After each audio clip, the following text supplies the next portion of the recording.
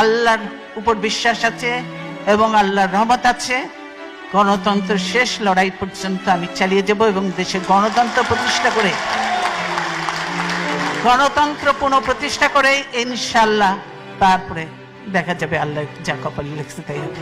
তাই আমি আপনাদেরকে অনেকদিন পর দেখা হলো, আবার কবে দেখা হবে জানি না, কিন্তু বলতে চাই আপনার প্রবাসে থেকে বাংলাদেশে কারো কথা বলার কোনো সুযোগ নয়। কোন সাংবাদিক কিছু লিখতে পারে না, ধরে নিয়ে চলে যাবে, মামলা দিয়ে জেলে ভরে দিবে, কেউ পারে না। যা দুই চারটা কথা আমি বলি, ধরলে ধরুক, কিছু আসে জানে ভয় পাই না। প্রবাসে আপনারা আছেন এবং আপনারা কিছু কথাবার্তা বলবেন, এখন টক শোতে যেতে পারে না, আপনারা কথাবার্তা বলবেন, আপনারা লেখালেখি করবেন, আপনারা একটু জানাবেন, সেটাই করতে হবে। কাজে প্রবাসে আমরা বলি যে আপনার সোশ্যাল মিডিয়াটাকে আপনারা বেশিভাবে কাজে লাগান, এটাকে কাজে লাগান এবং এটা দিয়ে